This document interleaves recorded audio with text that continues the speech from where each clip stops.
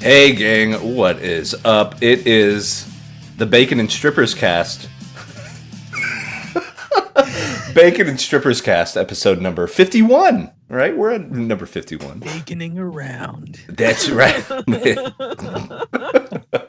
So we've already been going for 15 minutes or so, and then I was like, oh yeah, we should probably record this, huh? Yeah. I'm your host. Yeah. That's right. I'm Wes Gardner, Mr. Comedy Hobo. Welcome to 51 of Brothering Around. You found it. We're on the Precipice Podcast Network. We're on iTunes and Spotify and Google Play and anything and everything. Spotify now? I think so, maybe. I'd said that. Now I'm gonna brute force it. I'm gonna just hold it over their head. Hey, Spotify, you don't want me to be a liar. Thing for gimmick bag. Yeah. Don't want me to be a liar, Spotify. Come on now. Yeah, fair. Right. That's a bad look, Spotify. So, I don't have Spotify. I can't check. Oopsies. Oh! Hey, but we could get Spotify if you put our show on there. We'd be more likely to download Spotify. That's all we're saying. I will say I personally use Spotify most of my days. So it is a service that they really should get brothering around at the very least on the platform. Mm-hmm. Absolutely. I agree with that.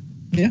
Well, I mean, you look at the wonderful places that, have either supported brothering around. You can listen to brothering around. I mean, iTunes, Stitcher, Google Play. Mm-hmm. I mean, there's that wonderful deal with Audible where you can get yourself a free audiobook. And by using audibletrial.com/brothering around, it's yours to keep. No commitments. No commitments. And what I love about that is that exact advertisement was said on a whole other podcast, and it made me burst out laughing. That was the best. Oh, it's so good. So thank you for putting us over. Well, I had to do it. I mean, network, Mr. Man. I mean, don't even bother Wes with even just saying the ad. Just have Todd assigned to it. Hey, I'll just fill it up. That'll be the commercial break. Just like there. Yes. So, arguably, like I was doing spots last night. I'm like, I do my Loot Crate spot, and then I was just like, well, I mean, they're part of the network, so let's just put that over too. Yeah. And I did the Audible read, and I'm just like, so there's that. I mean, that's the thing. It is what it is. Yeah. Oh, God bless me. But I'm Wes Gardner, Comedy Hobo. We got Mr. Marco Flores. How are you, sir? Yeah. Punching the screen. Well, I just got a notification that Comedy Hobo is live on Twitch. Hey. Perfect. Probably got me too. Yeah. Oh, hey, it's true. I was live momentarily. They're gonna just see. It's gonna be this like weird, like brothering around graphic, and then it goes away. Yeah. It's like a 1 second stream, and they'll be like, "What's happening?" They'll think it's like viral marketing. They'll be like, "What?" Yeah, there you go.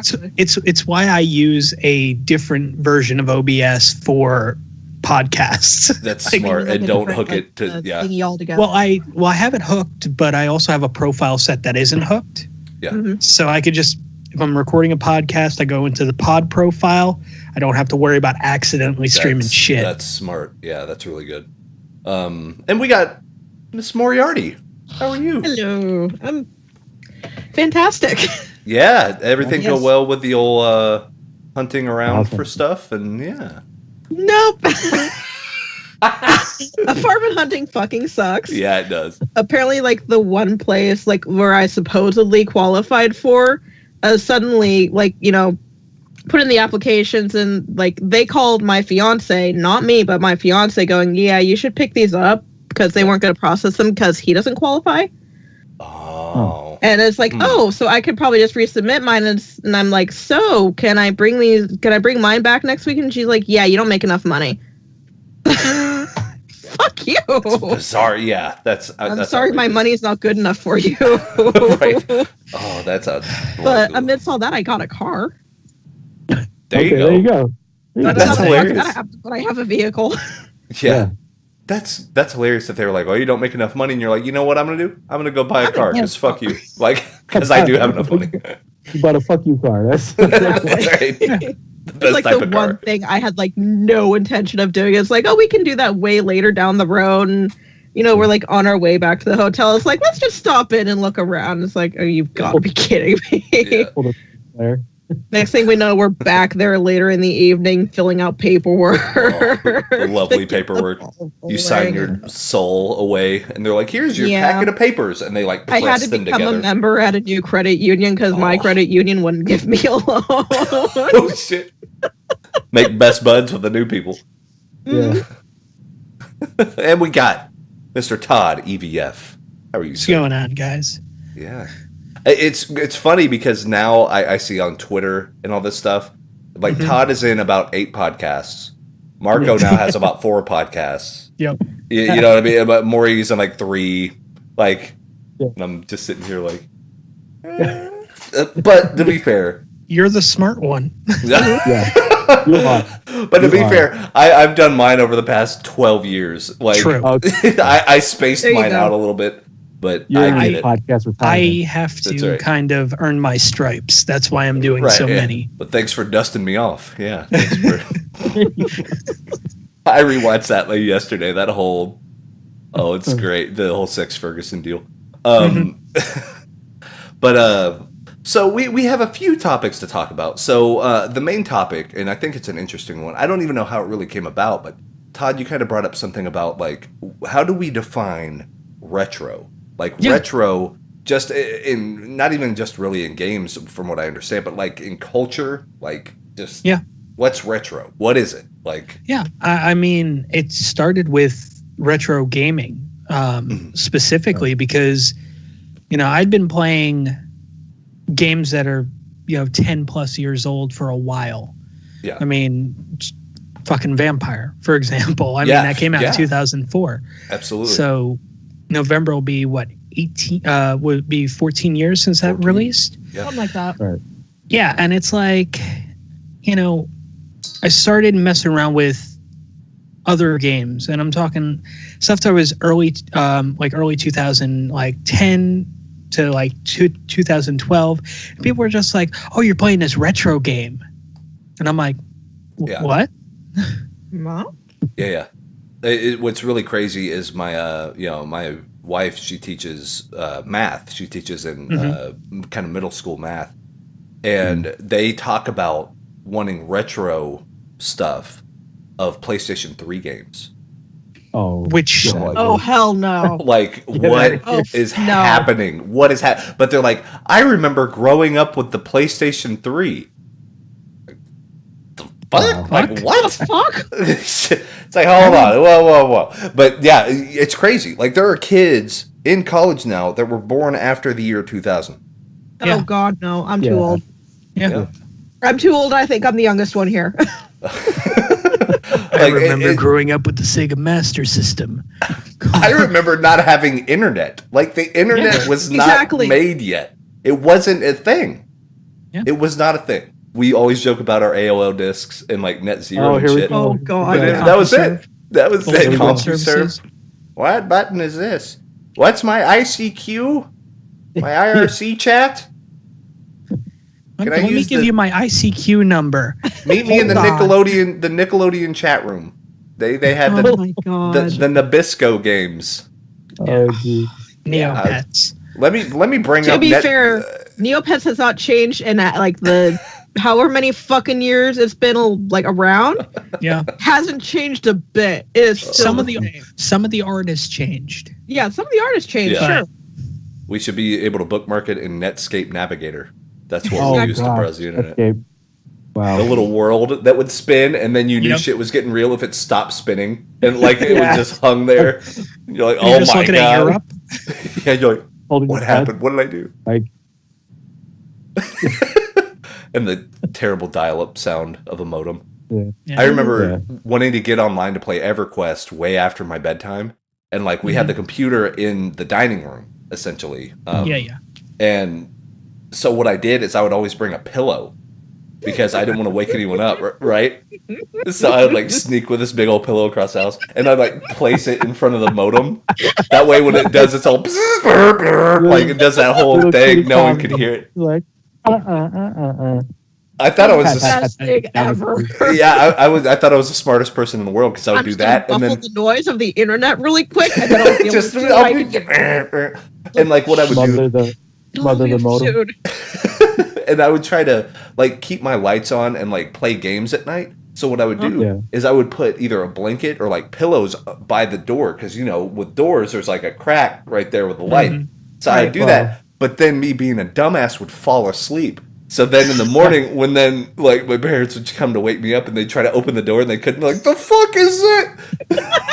The pillows everywhere.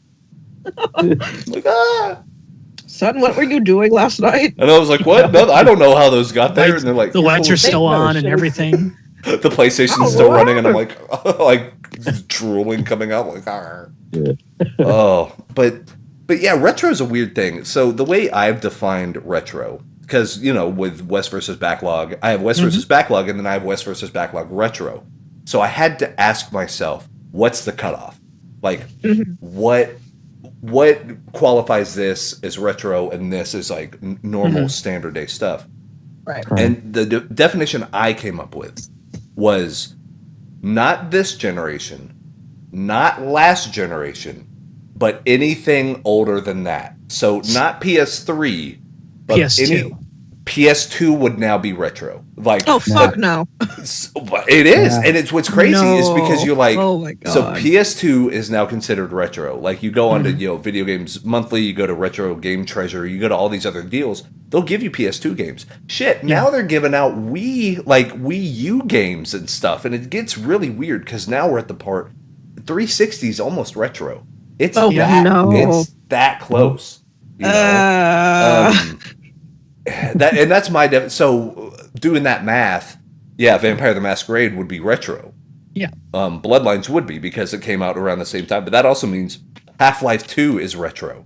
Oh yeah. Well, yeah. I mean, it actually released the same day as Bloodlines, so that's why Bloodlines didn't sell as much. And it's like, thanks Half-Life. Damn you, gay Ben. But that's kind of where my mentality of like what's a retro game and what's not. But then with movies, it's a different deal. Yeah. Because movies age way faster. Like you can watch a movie made 4 years ago and it looks like dog shit compared to stuff now, and you're like, this CG is terrible. The blending is bad. Yeah, like even 2012. Some of these movies are terrible, and that's only 6 years old. Well, I mean, that's budget issues, but for sure. God, I remember like watching The Lord of the Rings in theaters and thinking it was like the most fantastical, like amazing looking movie ever. And I watch it on the TV today. It's like, this looks terrible. What happened? I remember. You can tell it's a green screen. What the fuck? I remember seeing Batman 1989 in theaters and thought it looked amazing. And now I'm just like, what the fuck is this shit? It looks like a stage play. Yeah. Well, I remember, and there's especially video games will do that in my mind. I remember the first time I saw the first Gran Turismo. I was like, oh my God, this is it. There's nothing more realistic than Gran Turismo. And you look at it now, and it's like a piece of paper like spinning on a 3D plane. Like, it's terrible. It's dreadful to look at. But at the time, you've never seen anything like it. And you're like, whoa, this is an epiphany. Like, oh, the future of the world. And I mean, for me, like, that's why I feel like over the last week or so, I've been looking up a lot because of PS2 stuff that I've been doing as of late. Because that's a thing. Yeah. I've been looking at like Twisted Metal and stuff like that. And I'm just and I was just like, okay, I don't have these currently. So let me see, like, just look back, and I'm watching videos and I'm like, wow, these look like dog shit. Yeah. Oh yeah. And especially now, and what I think what a big defining thing is, even if you want to break down the technology side, wouldn't it be like pre-HDMI and post-HDMI as far as like just the because like GameCube, stuff like that. But then with Xbox 360, that's where you started getting into like VGA, where you're now in the middle. You're not quite full digital, but now you're I would go as far as saying if the console was packaged with a composite component cable. Yes, yeah. If it was packaged with that, then we're still good. Anything pre that would be retro. Where it's composite, yeah. That's a good take. What's so crazy to me, there are only 2 games on the PlayStation 2 that did anything above 480. And then one of the games, Final Fantasy 12, did 1080i, not 1080p. Oh, so instead of progressive scan, it was interlaced, which was a different way that they stretched the picture out. So it wasn't actually high def. Like, they could do 720p. So that at that time, that was like the thing. Right. I mean, at 1080i, it just the way the screen refreshed, because that's all the interlaced versus progressive is. It's just the way it refreshes.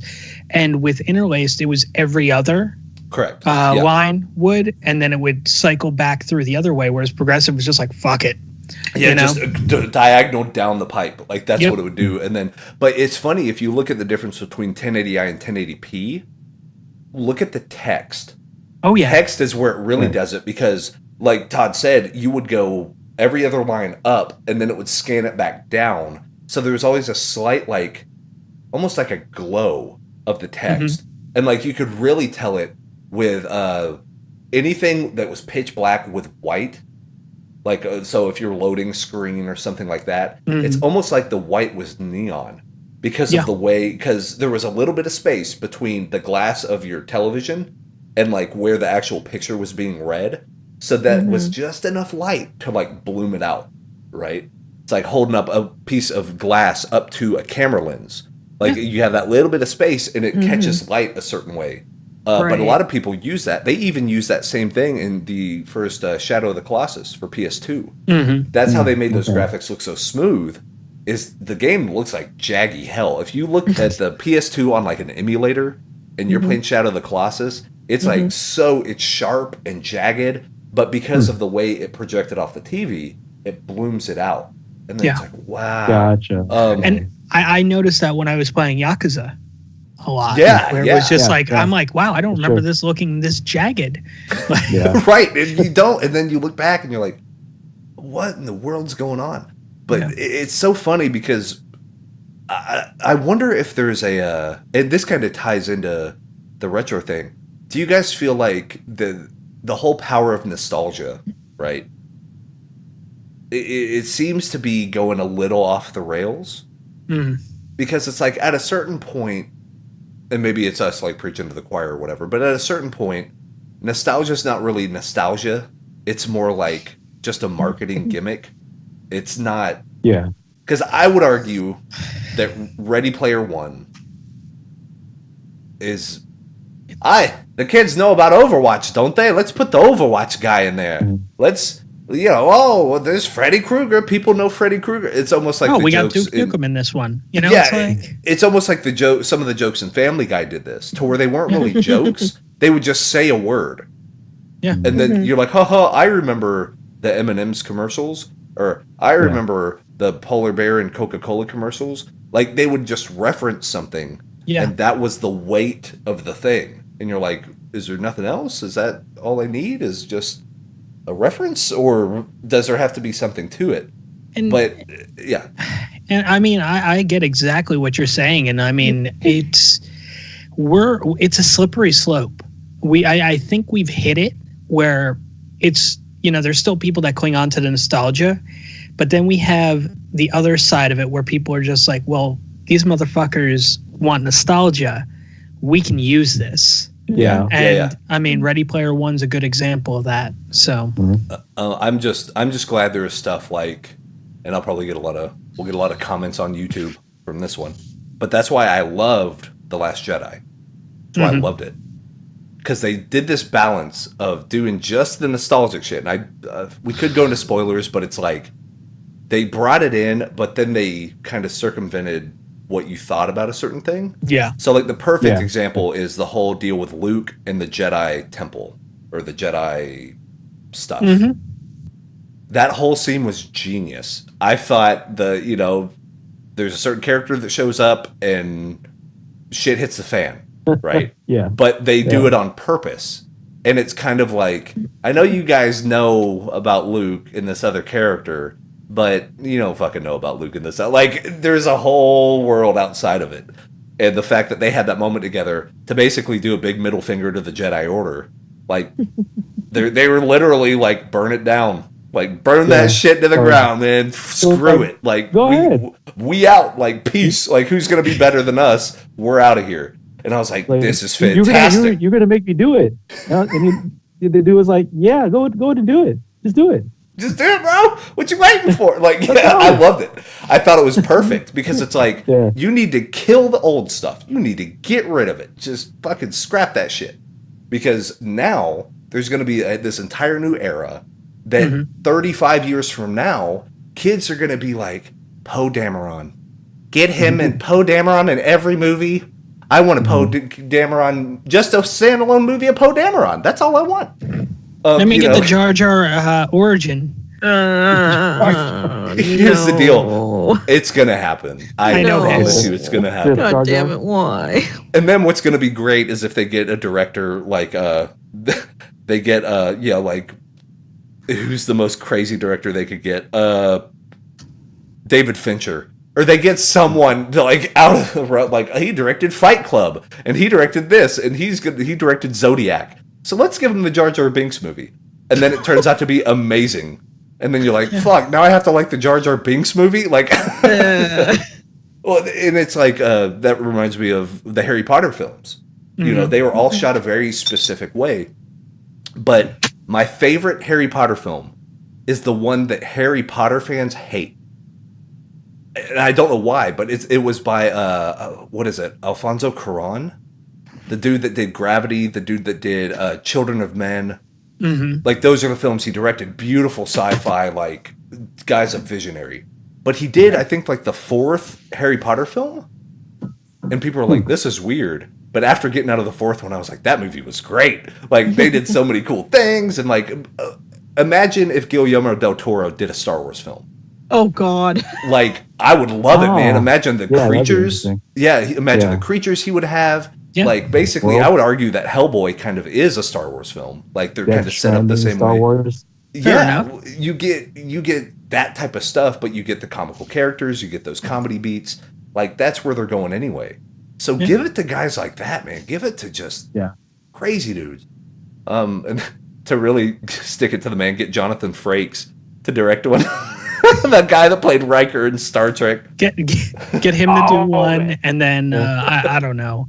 Let's give one to Cronenberg too, because fuck it. A David Lynch Star Wars film is the most fucking horrifying thing you've ever seen. They never leave the cantina. Like and it's just blood, just everywhere. You don't even know why. It's just, and then people have like heads that spin around. It's very experimental and very like subversive. And for some reason there's a murder mystery happening on, but there's like actually supernatural shit happening in the background. It's like Mulholland Drive. Yeah. Mulholland Drive, the heartwarming tale about an actress who's addicted to heroin. Just a laugh riot for the whole family. Oh God. Oh, it's rough. It's brilliant, but it's like, whoa. But didn't David Lynch already direct a sort of Star Wars film with Dune? Oh God, please don't kill that. You got a genuine spit take. Yep. You got him. Oh, he did. Mission accomplished. It was a fucking nightmare. I dare you to watch the Dune movie and tell me what happened. I dare you. Nope. Because it'll be like strobing blue things and strobing red things, and someone comes up, it's like, "Sir, the sandworm's coming," and you're like, "Who's the sandworm?" And then this like fucking sandworm comes out, and you're like, "I guess that's him." All right. No, that's the thing sandworm eats. When I was at Hollywood Video and I would see the VHS cover of Dune, I'm like, no. That's a hard pass. Hard pass. God. So, like, I mean, what else is out there? I watch and have watched a ton of really bad movies. Mm-hmm. So I think I could sit there and watch Dune. Wait, you mean you haven't watched? Not in one sitting. Oh God. Not in one sitting. Oh God, please tell me I'm not the only one. What? No, I haven't watched it. No, I mean I've seen Dune like all the fucking way through in one fucking sitting. Yeah, I have too, and it's okay. Thank God. Like you get a migraine. It's really I wouldn't recommend it. Your nose starts bleeding out of nowhere. Yeah, like where am I? My temporal lobe is. I mean, it's, and Wes will agree with me. It's kind of like Blade Runner in a sense of like you can't sit there and watch the whole thing in one shot usually. Not without alcohol. Fair enough. Right. I would say I would say you're accurate because you have the same sensation but for completely different reasons. So in Blade Runner, the whole way through, I was thinking. I was like, wow, what does that mean? What does that mean? But then on Dune, I was thinking. I was like, what the fuck does that mean? Like, it was the same reaction. Have any of you guys read the books? No. No. I'm going to buy a fucking copy and ship one to each of you. Well, you know what? I mean, I could do that, or I can go to audibletrial.com/brothering around and get the audio version of it. Oh, imagine who they have to read that shit to us. Which is funny because they do have Dune on audiobook. Yeah. There you go. It works. It's your audiobook recommendation for this week. That's it. 37 volumes of. Listen to Dune. I think it's like 7 fucking hours long or something. Maybe read by David Lynch. The unabridged version. That's a barn burner right there. If you get a book version, you send it to Todd, and then Todd will do a stream reading it. I can't actually because that's it's against Twitch TOS. Okay, gotcha. I can read EULAs all day, every day, but I can't read a book. Stream it on YouTube Live. There you go. I'll do it on Tout. There you go. Do it on Tout. Make it a Snapchat story or whatever. You know what? That I have Snapchat. I don't use it. I might as well. Instagram stories. There it is. Oh, I got this in a used bookstore in Seattle. I was so excited when I found it. How thick it? Like, show the side. Yeah. This has seen some love. Oh, the one that I initially, the version that I initially had was like twice as fucking thick. It was huge. Crazy. Man. That is a bunch of nonsense. Like, that is such finely packed in nonsense. Oh, this is such a good book, though. It has a special place in my heart. I'll tell you what. The thing is, like, back to the movie real quick. I like David Lynch. Yeah. And I like Kyle MacLachlan. Yeah. They're terrific. I don't know how. How was that made? Like, how did it get funding? Yeah. Well, it got funding because they wanted to do an adaptation, and directors like Lynch would do their art film, and then they would do the safe picture, where it was a guaranteed check. Yeah. To fund the actual personal project they wanted to do. Exactly. Yeah. But yeah, the retro stuff's interesting to me because there's almost an infatuation with it, and here I am sitting and I have a fucking Metal Gear Solid poster and Street Fighter shit, like all that stuff. But I would argue that I don't like define who I am as a person based on the shit that I like. Mm-hmm. You know what I mean? But I think it's almost a crutch nowadays. A lot of times you're going to see people that are stamp of approval. I'm a gamer. What does that mean? It's like, I'm a sandwich eater. Like, you're telling me a thing that you do. Like, you're not, that's not a personality. Like, that's it's not who you are. Like, I mean, what are you talking about? It's in the same vein. Oh, Todd died. Oh, he did. He's about to drop too much truth. Yeah. Frank Herbert got wind of what he was going to say. He said no. Or he may be relapsing, trying to figure out which podcast he's on. Yeah, he's like, is this pod errors? No. No, it's not. I also just had the realization I had a huge mug of milk. I was downed a shot of vodka. I'm in for an interesting evening. Nice. A nice, vodka with a milk chaser. That's good. There you go. Yeah, that sounds right.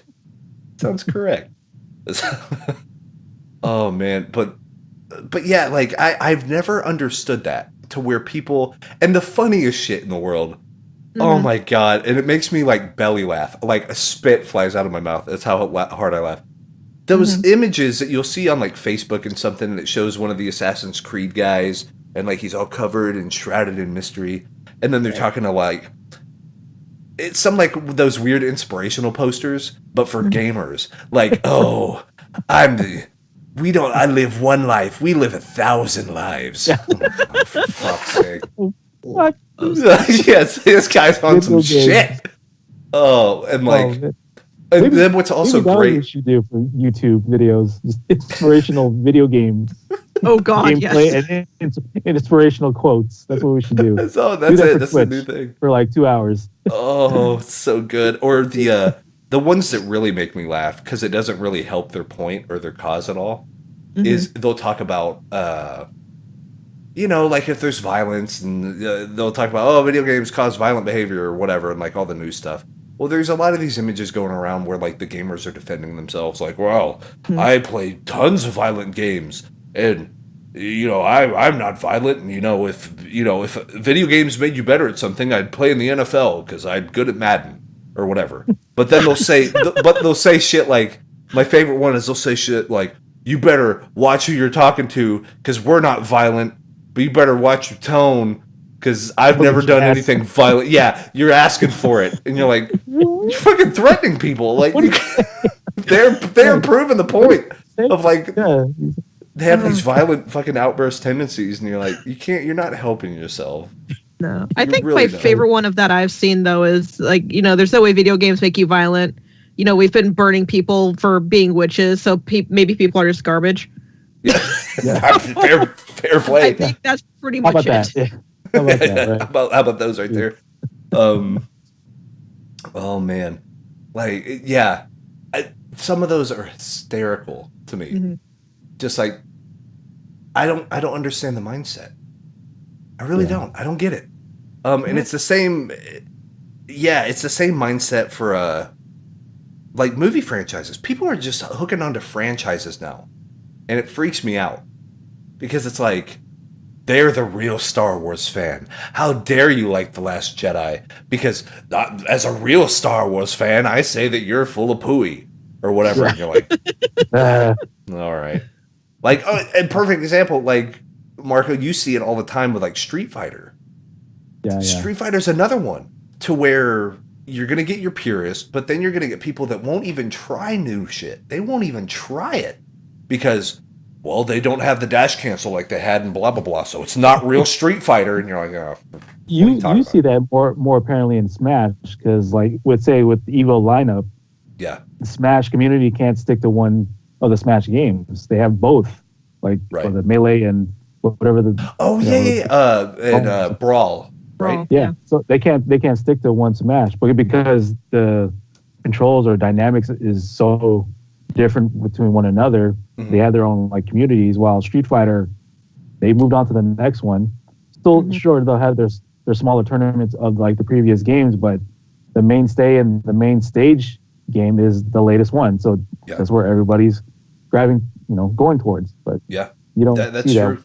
That Smash. So like the purists and stuff. It just because the thing is, and I used to be that way. I used to be big that way about like Final Fantasy.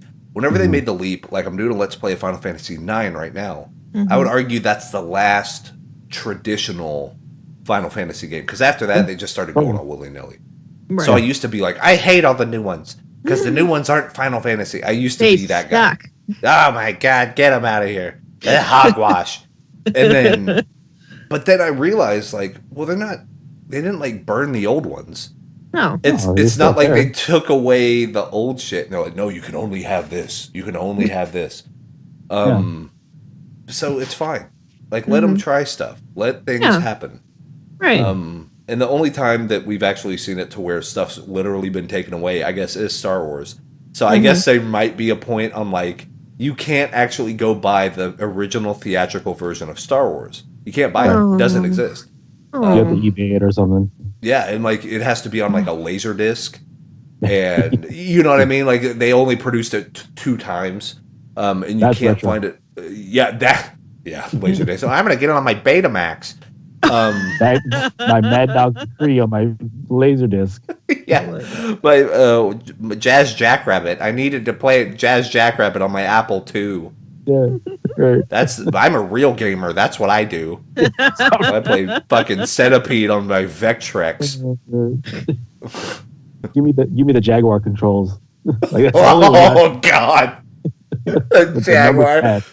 Dude, for the kids out there who don't know what the Jaguar is, the controller was like the size of this box. Like, it was enormous, and it was a phone. It had like 32 buttons, and they like all went down the side and like crazy, and they were they didn't make one good Jaguar game. But the like select button, it was the select button all over, like 7 rows of the select.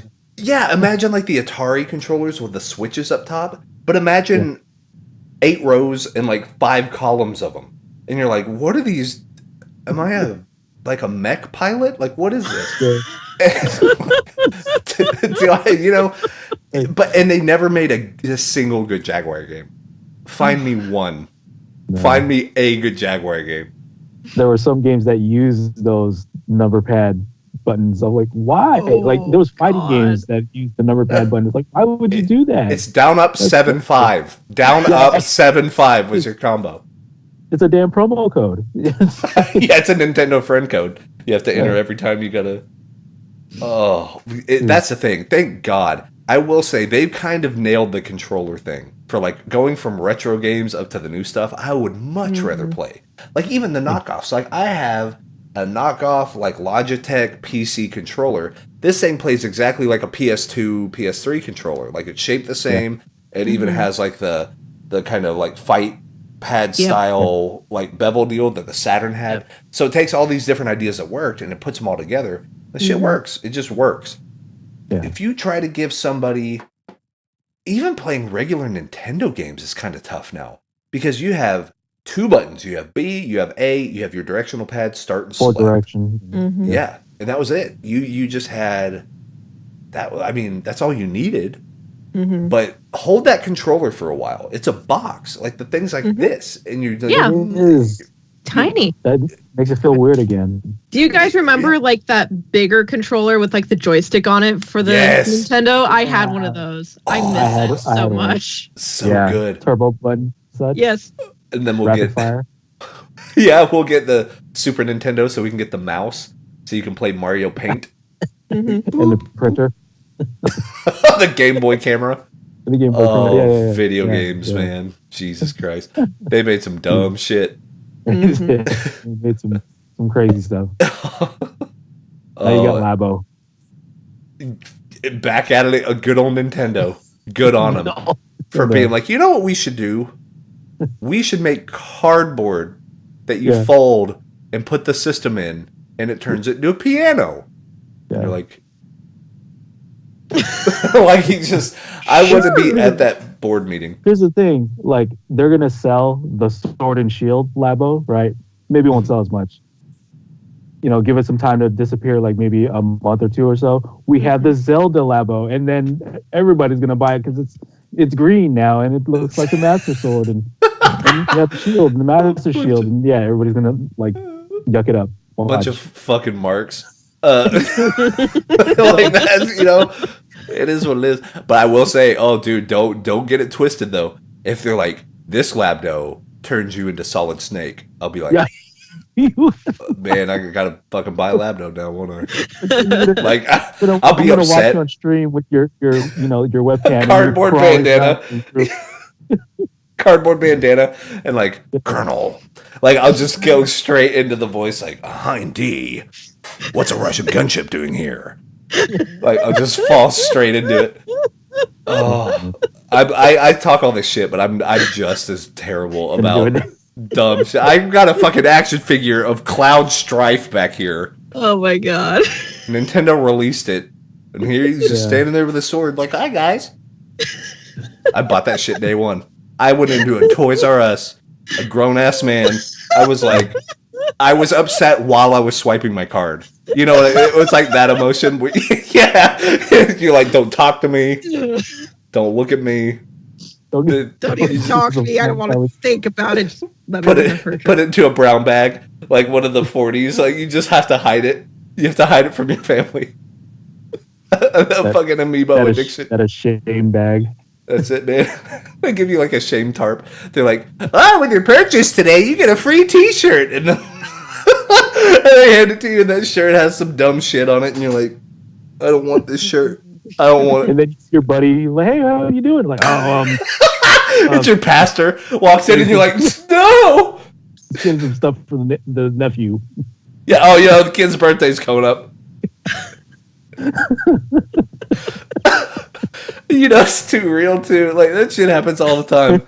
It's like buying condoms in a Walgreens. You're like, you know what I'm saying? Like you just put out in a bad way. Yeah, can I get a price check on the super smart? Hold on, sir. The tiny baby Kirby. How much does that cost? And then like, who's buying the baby Kirby? You're like me. Buying the fucking purple Kirby. Say something about it. Like how-to dummies for liquid for. Yeah, it's like buying a Kama Sutra book. You're they know you're getting into some dank shit. They're like, or whenever you do that, you're buying like booze, you buy condoms, you buy like a sex book, and they're like, have a good night. Whenever they're bagging your stuff up, and you're like, give me that. Get out of here. Get out of my life.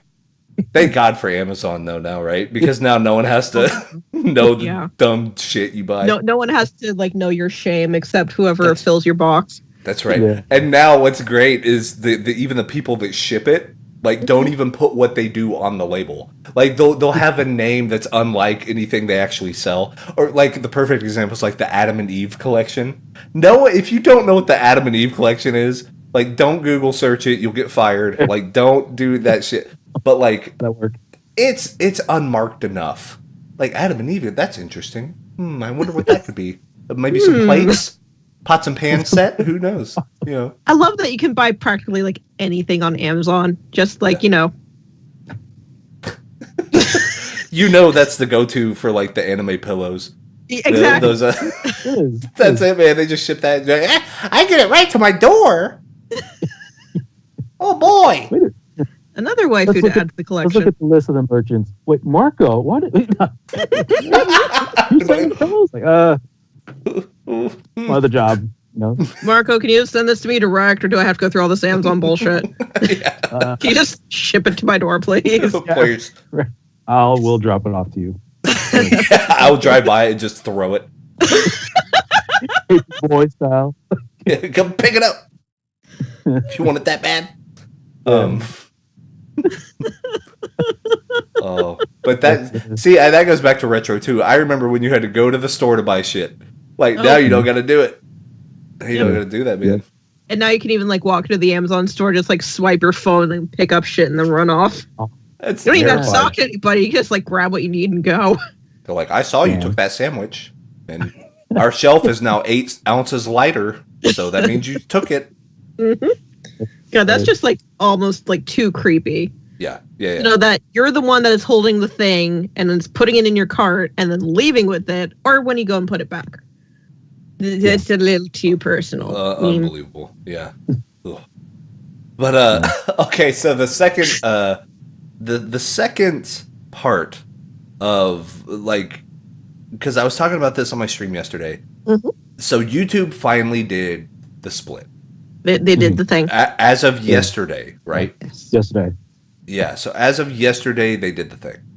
So my dashboard actually doesn't look all that different. I was all worried that it looked crazy and stuff, but it still told me you made $4 over the past 30 days or whatever. But I was like, that's weird because I can't make any more money. Right. But it broke comments. I know it broke all my comments to where I have to go to each individual video and look at the comments to see if anybody said anything. Because it won't show them on my dashboard anymore. But so little things like that. Weird. But yeah, just bizarre quality of life stuff. And I was, whenever, I'm starting to do the Final Fantasy IX thing, and a lot of people are like, oh, hey, it's good to see you back. It's good to see you on Twitch for like the long form stuff. Like, it's glad that you're doing it more of a regular schedule. And then, on the stream and stuff, I had a few people like DMing me and whispering and all that stuff. Add me as a friend on Twitch. I'm like, sure. Yeah. So they're like, oh, it's great to have you back. Well, where you been? And I was like, just working and, doing really pushing hard on the YouTube stuff.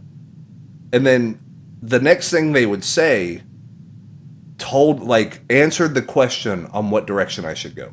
Right? Because they're like, you had a YouTube? Yeah. Okay. Fucking 40 hours a week, bitch. Like, what are you talking about? Yes, I have a YouTube. Like, it's there, and there's like 700 videos. Like, oh, look at all the glorious things that I have produced. You put all that work. I'm at 991 subscribers. Right at that cusp. And the thing is, like, I'm sweating it. I'm like, is the lighting right on the camera stuff? How does this look? I got the new like microphones and shit like that for the phone. I'm like, yeah, man, we're gonna make this happen. And then everyone's like, oh, you have a YouTube? That's disheartening. What are you talking about? Yes, but they're like, oh, but we're glad to see you back on Twitch. So then, which is fair play. So I was like, okay, maybe I should just go where the people are. Instead of trying to build a thing from, I know you guys want to see me over here, but I'm going to go do this thing and be real proud of what I'm doing, which is fine. But it's like, that doesn't actually make sense. Because then, how dare I say, why is no one looking over here? Well, because they're waiting for my ass over here. That's why, like, you got to be fair about it. You got to, Yeah. So, and it's like now that Twitch even has an upload, it has a function like that. It's worth considering, but I do think I'm still going to do like the West versus Backlog, Card Corner, maybe the occasional Kami Log. Of course, all the unboxings, that's kind of the platform to do those on. So I'll do those once a month. I haven't bought any cards lately or anything, but I was like, man, why don't I just, and even the time investment, like it does, and like Marco, you got it on the mobile game stuff. Okay, well actually, Marco, your stuff's pretty perfect for this because you'll look at like my honorable mentions video and your mobile games of the year video, but then you also have your intro to mobile games series, to where to produce those, I would imagine is relatively much easier than doing the honorable mentions or the other. Oh video. Yeah. Oh gosh. Like, totally. Because let's say you record for 25 minutes here, like over on the intro to mobile games. You now have 25 minutes of content. That is a 1-to-1 thing. Watch time minutes. All of it. Yeah. So like I spent 20 minutes here. It is 20 minutes long. This video is also 20 minutes long. And it took me 4 weeks to make it.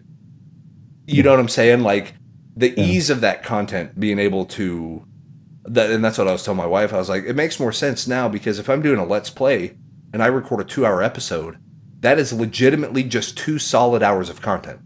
2 complete, unfiltered, unedited, it's there. Yeah. If I had a 2-hour video that I edited, it would take me a month. Easy. Yeah. Oh, gosh. If it's going to be fading in and doing stuff and like doing this and talking and narrating, that's a month of work. Yeah. For the same 2 hours, like you could argue that the quality of the really produced one would be better, but I guess the goal would be make the 2 hours that are off the cuff just as engaging, just as, personal or whatever as that fully formed edited structure. Right. And I think that's where to make sure people watch it too. That's the main goal of it, out of us doing this thing. Yeah, to make sure people are watching. Yeah, and that's it. And if it's more engaging to do the live feedback, people are wanting to chat with me right then while it's happening. Right. Why not let them? I mean, how dare me to say no? That's cool, but I'm Mr. Spielberg, and my directing is perfect, and that's it's not quite a good look. And it's one of those things that I know 8 months from now I'm gonna ping pong back. I'm gonna be like, Twitch is fine and good, but imagine what you could do over here. Like, because I always do that. Probably twice a year, I'll hop from one, go to the other, because it's like I'll either get burnt out of doing it one way. But I'm thinking now, if Twitch is my main deal, and everything out the YouTube stuff is like almost advertising for my Twitch stream, Because that's the deal. And I think I was thinking about this, especially with, three of us, and if Todd rejoins the call, is normally the people that have made it big on Twitch or the people that made it big on YouTube, a lot of them use that to advertise what their real moneymaker is. So I'm on YouTube. There he is. There we go. It's like, I'm on YouTube. And remember to buy my merch. Yeah. So their real job is they sell T-shirts. Welcome back, Todd. What's going on? Yeah. Oh. So how much do you hate Time Warner right about now? Well, first off, they're Spectrum. But... Okay, flash your name. They're still shit, right? Yeah, they're still shit. There you go. So we, yeah. Right. So welcome back, Mr. Todd. What we were covering is the, that there vodka. So is that like a dessert vodka? It is white cake vodka because I am white cake. Full blown fucking white girl. That's fine. I just need UGG boots, yoga pants, and a Here's pumpkin the thing. spice latte. Ain't no shame in being basic. Like, no. Yeah. For $10 fucking dollars, this is delightful. I was about to say, here's the deal. Let's talk about that for a minute. All these fucking people want to talk about all this expensive wine. You get a bottle of Arbor Mist for $7, and I guarantee you it works the same. If you want to go real high class, probably just as drunk. Give me a $10 bottle of Midnight Hobo whiskey, and I'm good. Better, $2 chuck. Go to Trader Joe's, get that $2 chuck. Yeah. I mean, it's basically fucking Midnight Hobo. Really dank it out. Just get you some Boone's Farm, man. Just go. Like, Boone's if you're Farm gonna go, apple wine. Oh God, yes. Just get do some it. Cisco while you're at it. But what we were talking about is basically, I started the Let's Play stuff on Twitch again. Wanted to go more towards the Twitch thing. Yeah. So. And then I was talking to people, they were DMing me, hey man, it's good to see you back on Twitch. Good to see you back on Twitch. They slid your DMs. Yeah, they slid right in. And then so they were saying, yeah, where have you been? We missed you on Twitch. And I was like, I was just working and doing my YouTube channel. And the thing that kind of changed my perspective of reality is they go, you had a YouTube channel? that was how it felt. I was like, I've been working my balls off. Doing these brand new shows, getting all the shit going, doing all the stuff. But no one was making that jump, that leap over from the Twitch to the YouTube. So it's like, I should probably just go back to where the people are. If people want to see me somewhere, fuck it. Why am I telling them not to, Yeah. But the thing, and glad you're back, but one of the points I was bringing up as soon as you rejoined the call was I had that almost the revelation that people that are really successful on Twitch or YouTube use it as an advertising platform. They're like, hey, you like me on YouTube? Be sure to buy my shirts. Be sure to buy my merch. I make cell phone cases. Like, go join the whatever family or the Low Gang or whatever, So they have this whole deal. You sign up for newsletters and they run a business. They run an actual business that the YouTube and the Twitch and stuff is advertising for. So there's something to hang your hat on. It's like, we sell T-shirts, but let's use Twitch as a marketing tool to get in front of people to sell the T-shirts. What's funny about that is I have 2 merch shops. Well, technically 3. I was about to ask, what's the URL for our spreadshirt? Well, for the Precipice Podcast spreadshirt, shop.spreadshirt.com/Precipice Podcast. You can get network shirts, gimmick bag shirts, and pod error shirts, because Brothering Around shirts, that's your business right there. Right. We will. We'll get some of that going. We'll figure it out. Yeah, and it's but that's what it is. And I was like, I thought about it. I was like, well, no wonder. I know. I'll just speak for me, but I think a few of you might agree that sometimes you'll feel like this just feels like a hamster wheel, and there's no real traction happening. Yeah. What's going on? Like, what am I doing wrong? But then I realized it's like, I don't have a business. I have nothing else to, like, what am I marketing? What am I using Twitch or YouTube for? Right. I can't advertise my YouTube on YouTube. Mm-hmm. That's not advertising anywhere. Like you're not expanding your reach. You're not going after a market. You're in the market. It's like, so I can't advertise my Twitch channel on my Twitch because the people that see the ad already fucking know because they're there. Or they already got it. They already got it. They're there, and you're preaching to the choir. And there's that old saying: it's good to sometimes preach to the choir because that makes them sing. Yeah. But it's like at a certain level, you got to actually. There's a whole different audience that you need to go absolutely. after. So it's like, so what's the thing that I would use Twitch to advertise for? And I don't have it. I don't have anything. It's like I don't have fucking spread. I need to make spreadshirts and stuff. Like you and me both. Honestly, Spreadshirt, I got nothing. It takes, like, it is so fucking easy to set that shit up. Oh, yeah. It is, like, legitimately easy. Marco's got one. Yeah. I found out I have two. I didn't realize I had two. It's so easy. I did it twice. Yeah.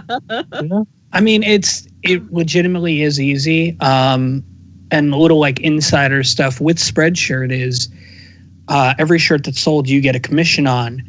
But on your designs, you can actually say like, oh, this is a $2 design. That gets factored into the cost. So you get the commission for the shirt, plus you get the $2 for the design. Oh, residual. If you want to do that.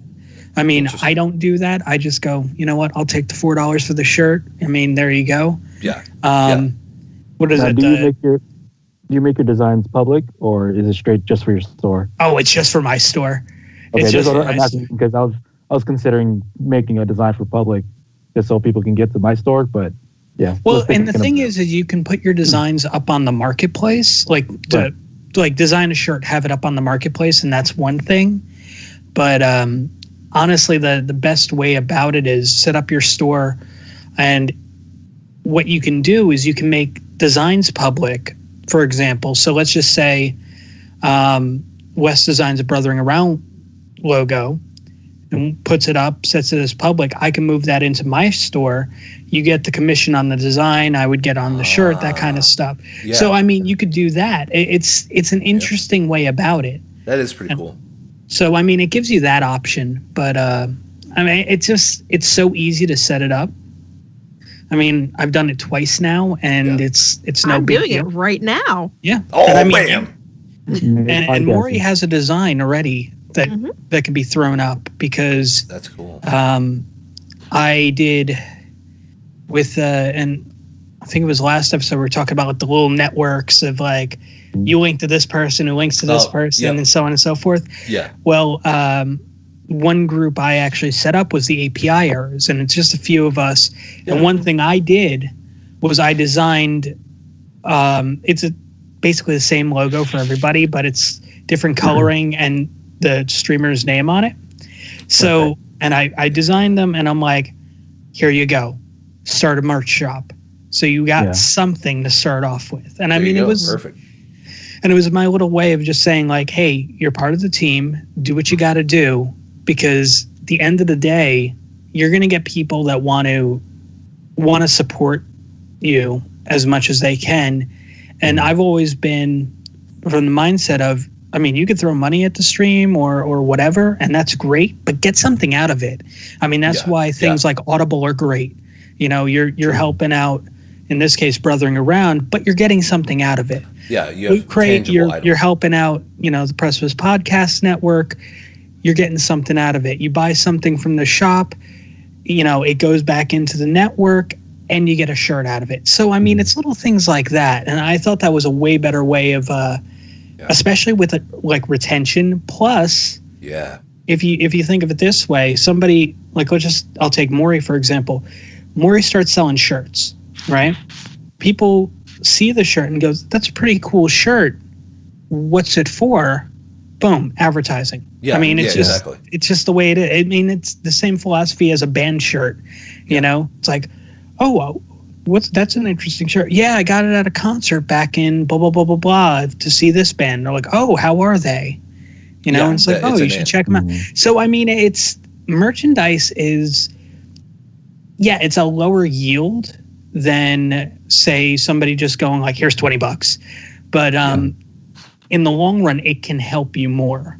Yeah. Oh, sure. That word of mouth is very powerful. Word of mouth, and they're walking billboards. Yeah, it's absolutely. a shitty way to say it, but it's the truth. No, I mean that's completely true. And I mean, and word of mouth, especially whenever it comes to hobbyist type things, goes a long way. Because I mean, that's another reason why Amazon's so popular is people just fucking read every user review. You just go in, what are normal people saying about this product?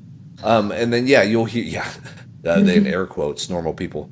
I always like those products that have all 5 stars and they're all broken English and they're like very good spicy, and you're like, this is a light bright for my daughter. Like, how's it spicy? But so they have a dictionary of words and they just didn't. The bot left it out or whatever it is. Yeah. But yeah, I mean, word of mouth does go a super long way, and I like that idea of, hey, get yourself an item. Because I remember, God, this was shit. It's been 4 years. Oh my God. Whenever I was doing Twitch full time, fucking really 2014 and 2015. Yeah. It's already been 4 years. Jesus Christ. How old do you feel? Oh, it's outrageous. I actually have white in my beard. It's funny because it's starting to come in, and I was like, screw it. I'll keep it. So grizzled young vet. That's it. Oh, dusting me off. Go. Yeah. The dirty 30 and natty lights. So this horse shit. It's horse shit, Ed. I got the feds on my ass. What I need to do, I'll talk about it after we go off the air, but I have an idea to get you guys to be able to see that full Sex Ferguson thing. Nice. But it's weird because back then I did sell a few shirts. There was the King of Hobo Style and the Queen of Hobo Style. And it took a while, but I sold a few of them. And then it was the coolest thing because people would send on Twitter, they're like, hey, I went out to I remember one guy, Owen, and he was like, hey, I went to the F1 races here in, Glasgow or wherever he was. And he was wearing the shirt out in public. And at first, the first thing I thought is what are you doing? Take that shirt off. Get that shirt off. This says King of Hobo. Yeah, it's what is this?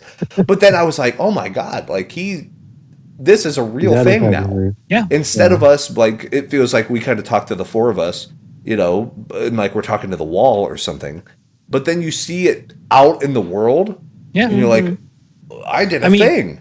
I mean, it's much like when, and you'll see it a lot on Twitter, somebody will go and buy a shirt from Pro Wrestling Tees and be like, oh, I got the new Marty Skrull shirt. And then, Marty likes that shit because it's just hey, you got it. You're promoting it. Story. There you go.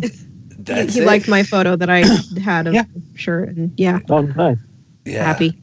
I was after the house show here. I was I tweeted something about Nia Jax because I'm or Nia Jax, however you pronounce it. And I'm a big fan of Nia Jax. I think she's just fantastic. Oh God, I love her. And I was like, hey, they probably had the best match of that show.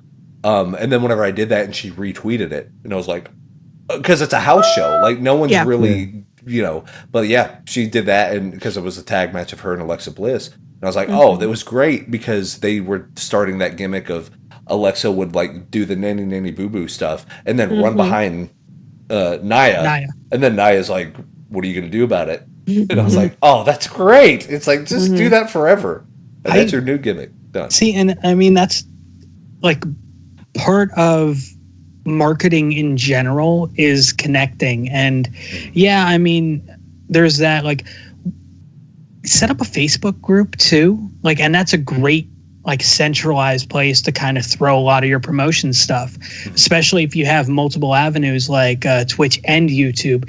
You can kind of get that audience to commingle a little bit. I mean, just little things like that. Yeah, that seems a little dirty. No, it's not dirty. It's not necessarily a dirty group because I mean it's just a page that you set up for for you. I mean that's all it is. Sub for sub. Yeah. Sub for sub. Like for like. Yeah. Like for like. View for view. Keep smashing that like button so you can get a golden like. Yeah. Oh, and then I also thought about this, and if we want to talk a numbers game, and it feels bad because I am going to do a Comedy Log episode of basically saying that I'm not going to do a whole lot more Comilog episodes. Like I am, but that's going to be the part of it. And it's going to be like, I'm going to be like, at the end of the day, on YouTube, it took me, I've had my YouTube since 2006, by the way. It took me up until 2018 to make $100. Back when I was doing Twitch full time, I was making 5 times that amount every month. Dang. It's not livable, but it's better. Way better investment of my time. Yeah. To go where the money is. And I mean, you hate to hear people and creators say that, but it's like, if I'm not selling merch, if I'm not doing it, you got to get paid for your time. Like once you get past a certain age, the love of the hobby and the purity of the sport, or like whatever, anytime I hear that, I'm like, go try to buy a hot dog off a street vendor with the purity of sport. Like, go try to be like, well, I just love it so much. Like, you ain't going to get jack for that. Exposure. You're doing it for the exposure. Oh, yeah. So many people will see it. You'll get paid in no time. Are you going to pay me? No, not really. We don't pay our editors, but, you know, blah, blah, blah. Yeah, that's the life of a graphic designer. Yeah, I think the oatmeal, like, put that best of, you know, exposure and the problems with exposure. It's such a asinine. And then if you're on YouTube, and then people are like, how dare you want to make money? I thought, I thought you were just doing this because you really, and now you're selling out. You're a sellout. How dare you sell out? You're playing ads in your videos. How dare you? How dare you? And now we don't have control over that. Nope. Yeah. There's ads on there anyway, and guess what? We don't get that money. It goes to Big Daddy Warbucks is where it goes. And but yeah, of course. And like my favorite thing, I'm a so-so Metallica fan. I'm like, yeah, they're fine, but whatever. Old stuff's good, but Megadeth was always better. But they said it best. Like people after the Black Album were like, Metallica, you sold out. And they're like, you're damn right we do. We sell out every single night. Every single. And I was like, that's it, man. I can't hate the hustle. You can't. I mean, that's that what is it is, the way man. it is, though. Because, I mean, at a certain point, and you said it best. Certain point, you're just like, what am I doing? Yeah. You know, I mean, I've been in the Twitch game for 3 years, give or take, something like that. I think it's longer than like that. Because I remember hearing about you back when I was full time, and like it was funny because I had the Hobo Network. Yeah. And then Marco did, Vamp did, God, who else did? They're like, dude, you got to look at this Todd guy. Like, it was great. I remember those DMs. I probably still have them. But seriously, and that was one of those things. They were like, no, there's this Todd. I think he has something. And they're like, wait, because we knew Spacey, right? We all knew Spacey. We were trying to snatch you. That's it. That we were like underground. We were like, let's get this Todd guy. What's going on there? Like we were smoozing.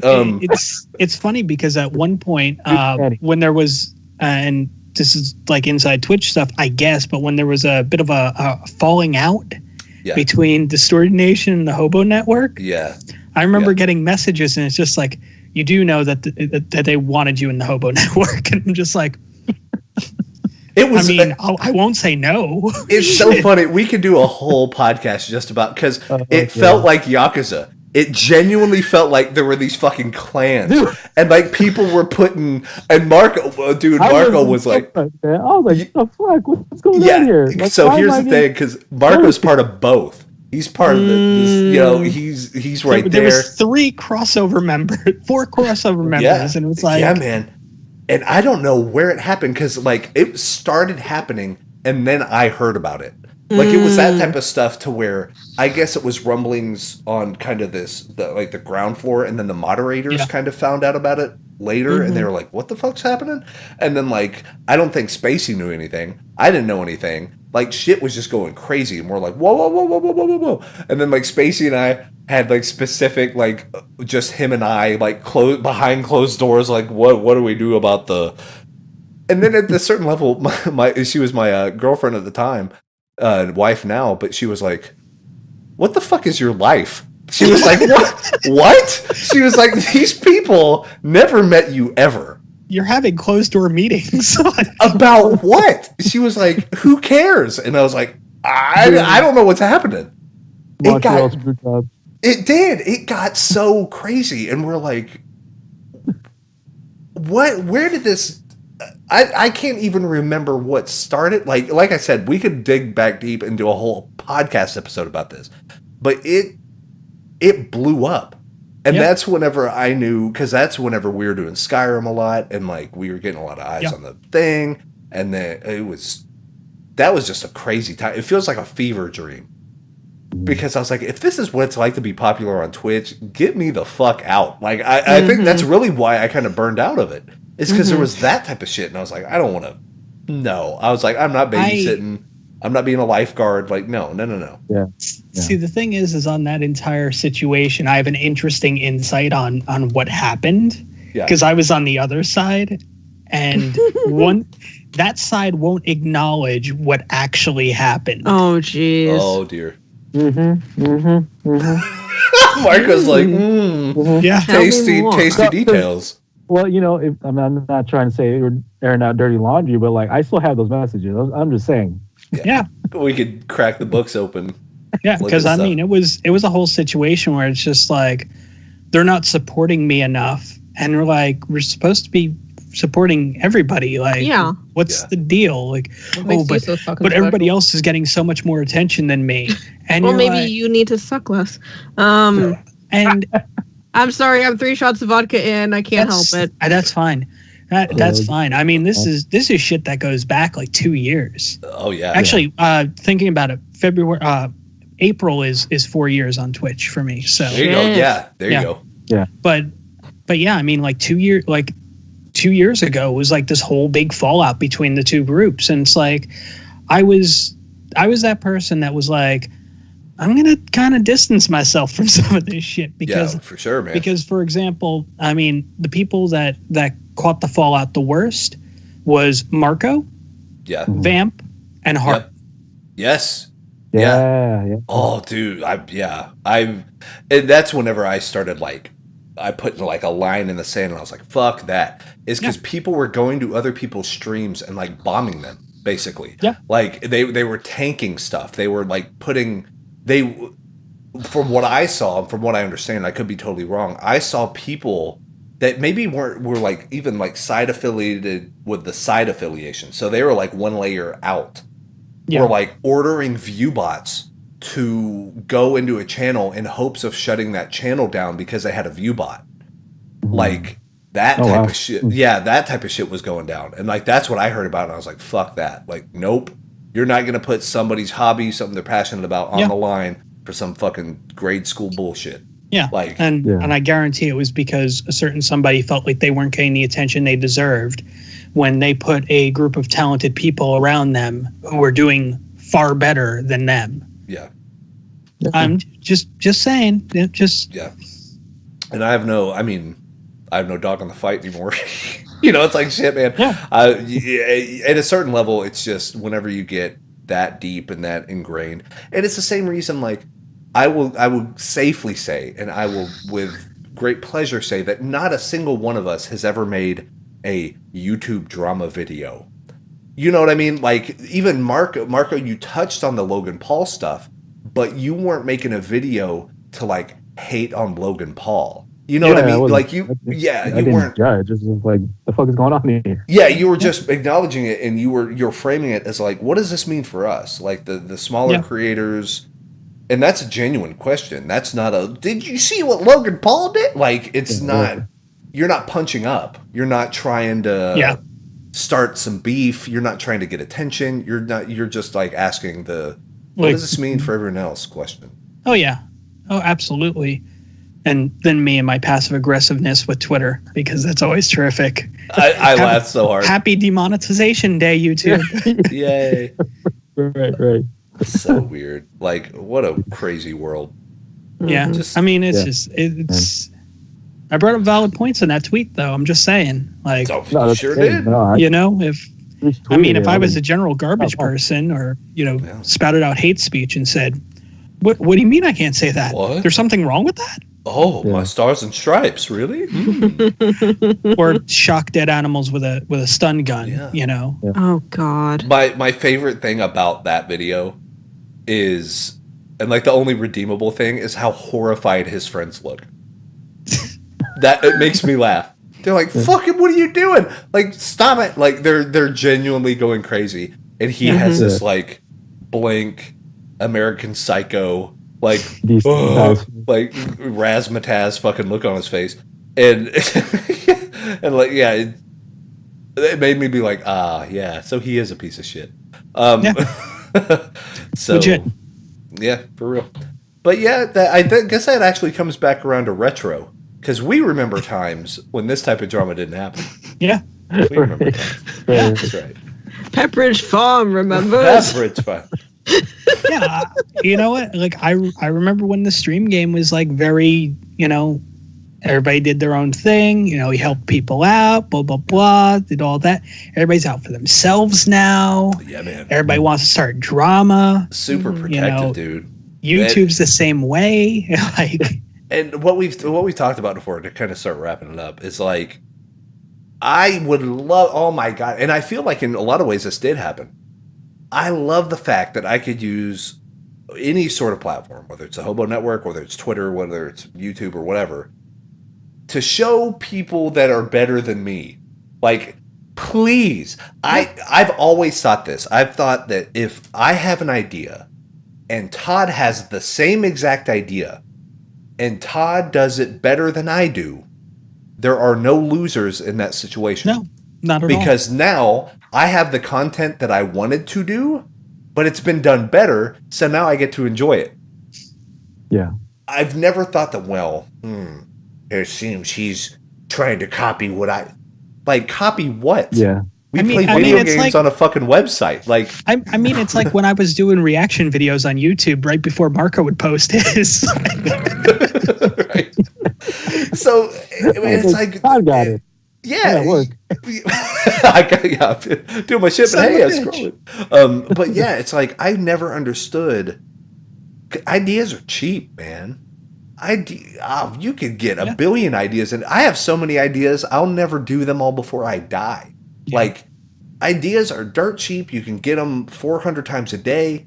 They don't mean anything. Yeah, you gotta act on it. You gotta make a thing. And then if you didn't come out as good as the other guys did, well, you know what? Get better. Get better. Yeah. That's your incentive. Get that new level and be like, I want to reach that level. Because that's the thing, is I was using my phone to do Commilog stuff, and I was like, this would be kind of cool if I actually took this a little more seriously. If I shot it more like a movie, if I did the B-roll. And I remember our conversation about B-roll. It was like, fuck, you're doing B-roll? But I was like, let's try it. Like, I want to see how this looks and what kind of vibe does it give off, because I'm a big vibe. How does it feel? Like, what does it look like? How does it feel? Even the content is secondary. I just want people to be like, I like that video. I don't know why I like it, but damn it, it was something about it. I want them 10 years down the road to be analyzing it on a college campus. Yeah, you can see the evolution of the Commilog as he went from a small cell phone to a DSLR camera that shoots 4K at 60 frames a second. Like, yeah, get a professor up there doing the deal. But yeah, I mean, you put in the work, and if it didn't turn out right, do it again. Mm-hmm. Yeah, there's no harm. Just make stuff. I did that thing, I think, like last week. I put it up there. I heard it. I can't even remember where I heard it. I think I heard it at work. And someone said that done is better than perfect. Mm-hmm. Just do it. Just get it done. Just get it done. Who gives a shit? Like, throw it out there. Yeah. Just get it done. That's why deadlines are amazing. Yeah.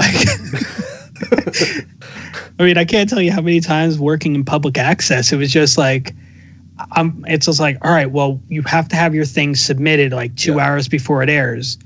And I'm like, how long do I have? And they go 3 hours. And I'm like, well, fuck. Yeah. just get it done. And like, it's done. It's finished. You never have to worry about it again. But I guarantee you learned something. Oh, yeah. Failures, you learn a lot more from than the successes. Just do the shit. Just do it. Like, we always say it, but just do the stuff. like I'm making the right move and I'm going back to Twitch, not full time or anything, but like at least 2 to 3 times a week. Yeah. Like that's what the goal is, because that's where people want to see me. And who am I to tell them no? I should just do it. Just do it. Because I need to get off my fucking high horse about making these cinematic masterpieces and be like, just go play video games and people want to chat with you. Like, yeah. And I mean, while you're at it, you can direct people to your older content on the YouTube. So. Yeah, and be like, hey, I got an archive of 753 videos that you can watch through. Yeah, go over there and subscribe over there and watch like if I can get like a minimum of like 100 people to watch like an hour worth of content. Right. I need to hit around the 260,000 minutes watched in the next 12 months. So if you guys could do something like that for me, that'd be great. That'd be great. Okay, bye. Thanks. Okay, thanks. Bye. Bye-bye. And then like fly away. Bye. My home planet needs me. What was the character's name? Like Schmoopy? And like Schmoopy died on the way. Poochie died on the way back to his home planet. Yeah, and they just removed. Do you see them pull the cell? Oh, that's what me coming back to Twitch is like. Like, I'll just make a YouTube video of my face, just go boop, boop, boop, boop. And I mean, that's like when we had the whole like initial partner program YouTube thing happen. Yeah. And I pulled out and I'm doubling down on Twitch. I mean, as I said, like it's a platform I know. I wasn't doing much on YouTube to begin with. So I might as well. I see where the people want to see the content that I put out. Yeah. Give it to them. Sure. Yeah. If you get something that's, oh God, what's the old business saying? But it's like, basically, why would you give up free money? Even if there's no money involved, really. It's like, why would you do that? That just doesn't make sense. Yeah. You watch Shark Tank all the time. And then these people come in and they're like, I make this little deodorant holder. And they're like, hey, that's actually kind of cool. I never thought of that. And it's like, but the cool thing is we have these 900 other products. And they're like, why don't you just keep selling the one thing that makes you money instead of wasting all your money in the 900 other things? Yeah. Like, just focus on what's getting you what you want. We need to get some infomercial money for our new product. Yeah, please. Get me on QVC. Get on one of those deals where the guys like swing the samurai swords around.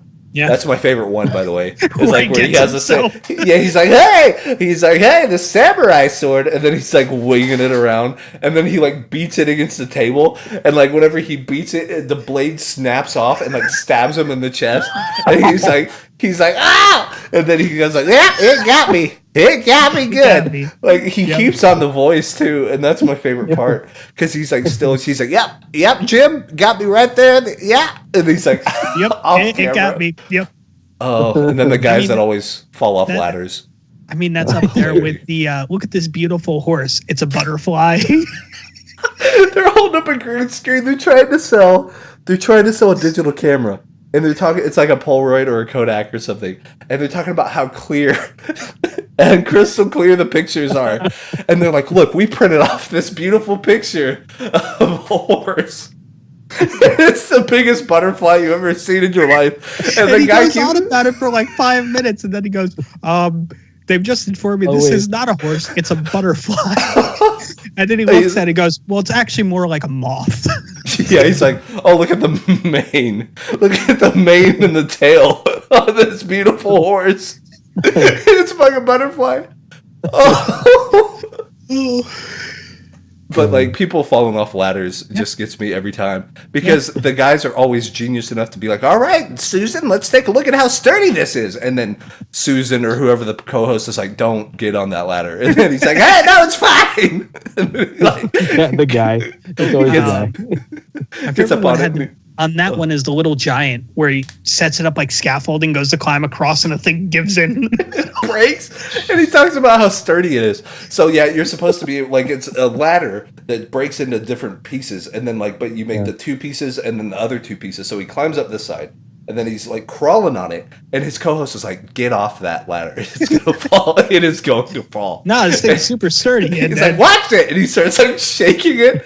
And then it buckles. Yeah, it buckles, and he's like, what? Oh, and he's like tilted over, and he's like, oh, well, see how sturdy it is? I'm still up on the ladder. And then he keeps trying to like crawl and like sell it, and you're like, dude, get the fuck off that ladder. You're gonna die. You're gonna die. You literally have no insurance right now. Yeah, you work for minimum wage on QVC. Yeah. That's the one dress shirt you own, and you're like on here like ripping it with samurai swords. Yeah. While listening to Don West yelling at her about McGuire rookie cards. Yeah. Be dialing, people. Be dialing. God damn him. Oh, we need to just have a podcast just of the QVC bloopers. That's all that we're gonna do. QVC podcast. Oh, beautiful. Oh, but now I'll say the goodbyes. But literally, I can't name all of the stuff that we're now all a part of. So we got Mr. Marco Flores, who is on. Is it 2 new podcasts? A new podcast. A new podcast. Yeah, okay. A new podcast. Yeah. So got a new podcast. Honey Wanna Prawn podcast. It's topical.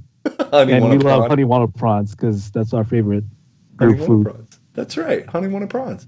Go check it out on YouTube, Nerd in the Bay. And then Todd, you got. I'm the workhorse. you are the gauntlet. That's what you're running, man. You got Pod Errors. You got Gimmick Bag with Maury, of course. Yep. So you can catch Maury there as well. Yeah. And there's this. Then there's the Facebook for the Precipice Podcast Network. Right. There's the Facebook, my own personal Facebook page, facebook.com/TODDVF. The Twitch page. And then the Twitch page for the podcast network. So, I mean, twitch.tv/Precipice Podcast. I run all of that shit. It is exhausting. Yeah, that is wild. Yeah. And Maury, where can we find you? Twitch.tv/Moriarty_time. Same handle on the Twitters. Here, Gimmick Bag. Yeah. About it. Hustling, man. Stackup.org. Stackup.org. I forgot about that one. Absolutely great. I'll be there on Saturdays, 3 to 5 Eastern PM. I was about to say you just did one not too long ago. Yes. Yeah. I was in invisible mode, but I was checking it out. I had it on the background while we were doing stuff here in the office, and nice. It's awesome. It's great. I love it. And yeah, you know where to find me here now at twitch.tv/ComedyToHobo, and also on YouTube. And this might actually be an omen because they never gave me my original username back on YouTube. So maybe this is my, now it's not like youtube.com/user/CommyV2. So if by any chance you come back and I'm fighting YouTubers now, yeah, because that's a thing, that's gonna be my clause is to get your name back. That's it. Do it. That would be my clause. Make that part number 1 or 2 on your manifesto. You're like, these are my demands. Yeah, that's my demand. I want Tommy DeHobo to get his channel back. That's right, man. Because I don't know what the fuck they did. It's whenever they did the switch between getting a username and your real name. Whenever Google made that Google Plus shift thing. Mm-hmm. There's no way. And then I asked, like, no, I own it, and you guys can see that I own it, and it's my name, and it's on my old email address. And they're like, yeah. Mm-hmm. I was like, so can we port that over? Can we just make that username? And they're like, no. That was their whole. I was like, thanks for all your help. Thank you so much for everything you do. That's interesting. It's your account, isn't it? Oh, that's so funny how that works. Yeah. Start a new one.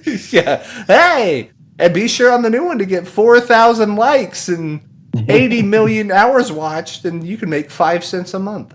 Yeah. I'm still waiting on my check for $7. Yeah. They better give me that $1.53 they owe me. Daddy's got to buy a new pair of shoes. So, I don't think anyone said that since 1959, by the way. Gambling, Yeah. But they had the dice in their hand, come on! Big lucky break. All right. So I'm thinking literally Friday, I should start Yakuza. Thinking I should start on PS4. And I'd be interested to do that because Todd has just been playing the PS2 version. Yes. So I'd like to see, because I've been watching that as well. I want to see how 1-to-1 they got that. All this, I'll be like, I saw Todd do this. What's old and what's new? Yeah. Cool. Yeah, that'd be a good way to do it. Like, take a look at the cutscenes and see if they're, because I think they're even shot the same. Like, it's the same character animation model type thing, but now it's just in PS4 graphics. The biggest one to use as a comparison would be the batting cage. Yes, yeah, because that had a lot going on. There's that, and when Kiryu kicks the door open and it throws the guy like ragdolls out. Right. Like there's a GIF out there. You can see the PS2 version, and then there's the PS4 version. You could compare it that way too. Oh, that's cool.